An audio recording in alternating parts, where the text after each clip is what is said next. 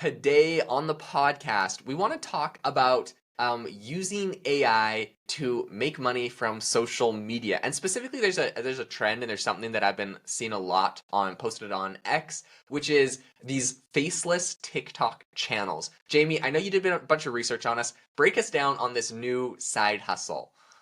Yeah, so because of how TikTok works and the fact that you're, randomly shown content, or at least at the start, and then it kind of curates the content to what you're interested in. Um, there's this whole new world out there with TikTok Shop, and so basically people are able to generate affiliate income through creating content on TikTok. So there's a lot more financial incentive to doing so than there used to be.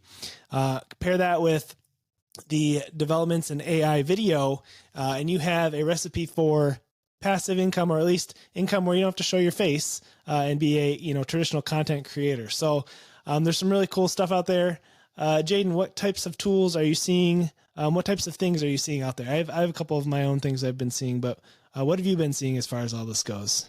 So, okay, I want to break down the process that I've looked at so far because I think it's interesting and I think a lot of people might be interested in it. But essentially, there's tools where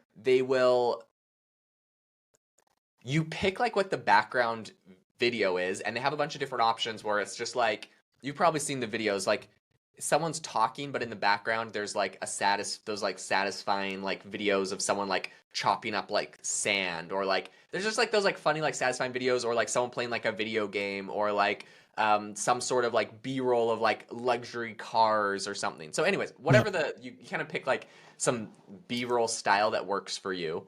This one tool in particular that I've seen, and then you go over and you pick a feed on Reddit, and it's going to take like stories from that Reddit feed, run them through ChatGPT to reword them essentially, or just create its own in like the style of ones from those, and then it will use an AI to voice over that, put the whole thing together as a package on YouTube and post it. So essentially, automatically post it. So essentially, you're creating TikTok. So essentially, you're creating a TikTok channel that is just like these like interesting stories with like viral videos in the background and an AI voiceover reading them. And some of them are getting really popular.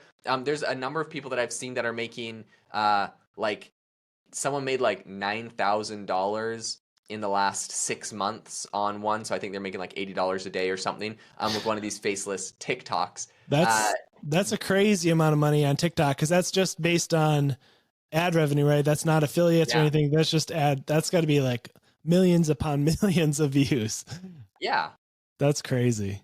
So it's super, super crazy. And I think it's interesting because like I probably like you could have just done this like manually, but still using AI, right? Like if you were just like, you go find the Reddit feed and you go find like an interesting story on there and you copy and paste it into ChatGPT, and then you get it to rewrite it, and then you put it into like 11 Labs and you get it to make an audio clip, and then you put it on top of like one of those videos, and then you get like CapCut to add captions to it and you post it. So you could do that whole process. What I'm seeing now is a lot of these tools that will package like a whole process and a whole workflow of AI tools together to do something for you and automate it. And that to me is like the golden ticket, where like you could set it up and you don't have to do it. But my question to you, Jamie, is like, do you think that if you use one of these, like what's your gut feeling? If you set something up and forget it, could it actually make you passive income? Like, could this actually work?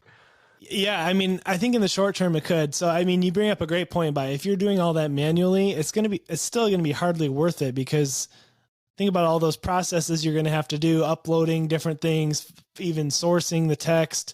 That's a ton of work. So to be able to automate it would be huge. I mean, I know a guy who had a really successful YouTube channel, and I would be curious to see if he's still successful, but he had a good voice for reading, and he used to do this with Reddit threads. He would just read them to like some B-roll. But now that you have ChatGPT and 11 Labs to replicate your voice, you can totally get rid of all that. The problem is with all this is that there's going to be more and more noise out there. So I think in the short term, I think you could be successful if you can have AI create, 20 to 30 pieces of content for you a day to post. You're going to get the millions of views. But I think, especially, at some point TikTok is going to have to moderate and be like, and distinguish that type of content. And probably, I would guess their algorithm stops showing it as much because it's not, people are going to eventually, if everything they swipe to is one of those Reddit threads, they're going to not be on TikTok anymore, So, yeah. So my thinking on this is that TikTok doesn't actually have to do any moderation because, so YouTube, for example, or Google, sorry, they had a stance at the beginning of last year where they were like, okay, AI generated content, we're going to like demote it in the search algorithm. And so everyone was using like tools to like take their ChatGPT outputs and spit them through like these word spinners so that like it wasn't AI detectable anymore. Okay. Also, it was really hard to detect AI even if it didn't go through the spinner. So on both sides of that, it was tricky. Then Google changed their policy and said, okay, forget it. Pretty much, I think they couldn't detect all the AI stuff and they couldn't get around all the cat and mouse games. So they said, okay, forget it. You can use AI if you want. That's fine. Also, a lot of legitimate businesses would just be like, hey, I need a little copy for the homepage on this snippet. ChatGPT, what do you think? And they just like paste it. And like, they don't want to like derank like a legit business that one of their employees might have like done that, So in any case, they said, okay, fine. You can use AI, but our policy is the same, which is good quality content will rank, poor quality content won't rank. And how they determine that is how long someone stays on the content for. Like a web page or whatever. I think we're going to see the same thing with TikTok and a lot of these video places, the same policy where they probably won't have an anti-AI policy. It's just going to be whatever goes viral. And if literally for some reason every piece of content that went viral was like these AI generated ones, I think they'd still push a lot of them because that's just what, but like at the end of the day, I personally don't love only watching those AI ones. Like I want to see a real person at a real place doing something interesting, and TikTok's algorithm is like, they mix up like a whole bunch of like interesting topics that aren't all the exact same. So I tend to think that it will organically get worked out, but I do think that there's going to be a lot of this AI stuff interjected. But if it's stuff that I like and I'm interested in, whatever it is, then and I stay on it, they'll probably keep promoting it. I don't know. That's kind of my assumption. Yeah, that's fair. As long as it doesn't keep, like, let's say I listen to a Reddit story on TikTok, I don't want to see 100 ones after that. As long as there's enough other content out there, that it doesn't keep feeding me these AI things. I don't know. Oh it's I think interesting you make for a sure. great point. Whereas like, if you're on TikTok or anything, you have to be so careful, like, because if you watch a full video through, you just have to like be prepared to know that like you're gonna get 10 more like that in the next like 10 minutes or whatever. So sometimes I'm like, oh, like mildly interested in this random farmer showing this like interesting piece of farm equipment in Ohio, but like I don't have a farm and I don't actually want to see any more farm equipment. All of a sudden I get like all these farm equipment videos on TikTok and I'm like, ah, dang it, like That's funny. anyways. So well, I came across another guy who he's a YouTube creator. He had a little different take than the Reddit threads. He basically would have ChatGPT come up with different riddles for him. And then he would make basically with Canva just different riddles. But he even gave his prompt, which I thought was interesting. He was basically, it's pretty simple, but he basically said, you're ChatGPT, you're a well-known riddle expert, and your task is to create engaging and unique riddles for your audience to solve. They should be easy enough to solve, but not too obvious.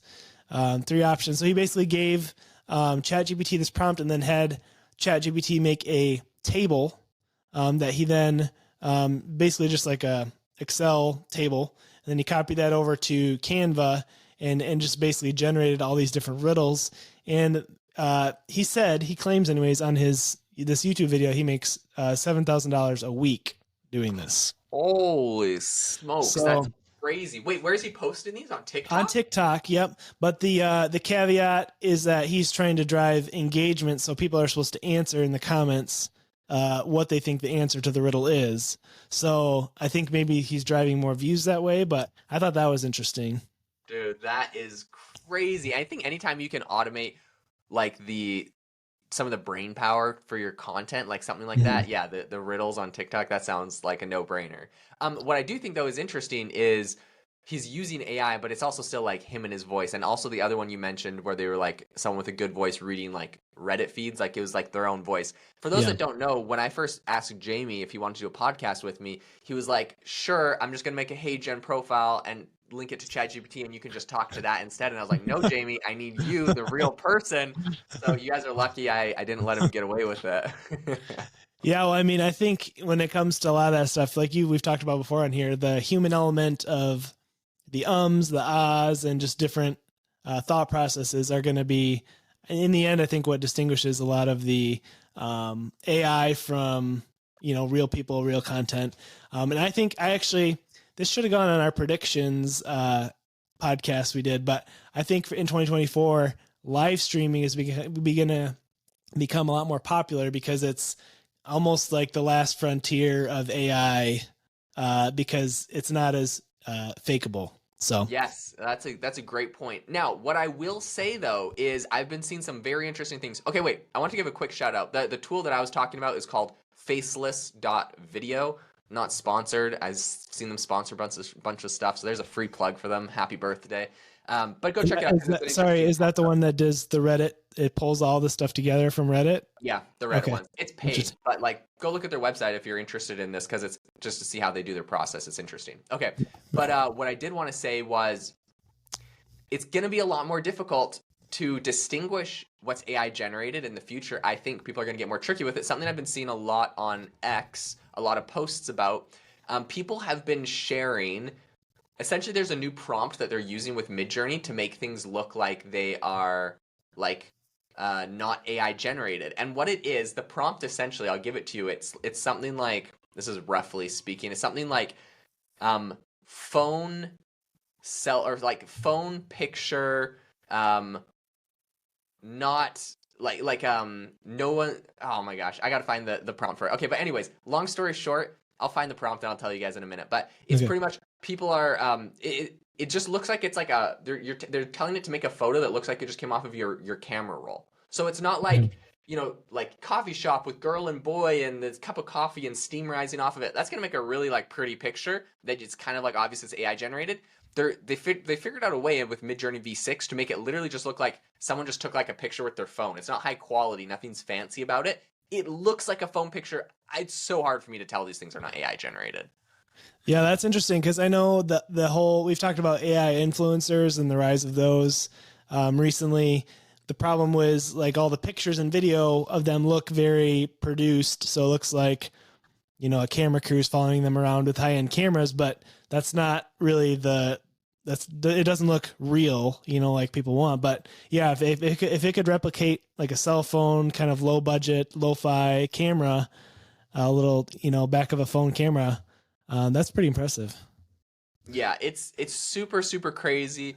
All right, I found the prompt for you. So you say phone, photo, selfie, and then whatever you want the image to be of, in a classroom, in a grocery store, people in a grocery store, people in a coffee shop, but whatever. It's phone, photo, selfie, comma, boring, PHY, or boring and then something else, right? So some people are saying boring, classroom, boring, grocery store, boring, but you put the word boring there, and then posted on Snapchat, style raw, and then AR9.16. Okay, anyways, that's the secret. That's the secret prompt. Interesting. I don't want to write that down and use it, but it's like phone, photo, selfie, I think is a secret, and posted on Snapchat is a secret, and style raw.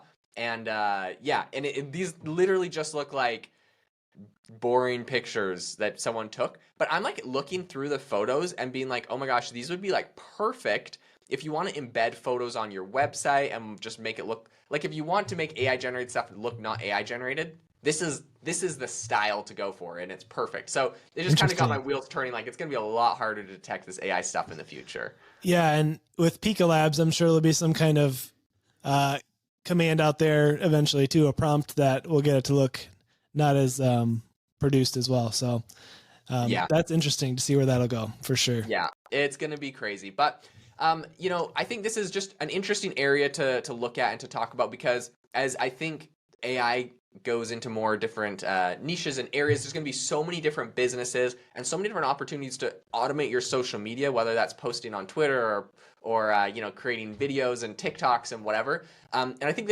essentially you're going to be able to create a lot of traffic for whatever your products are.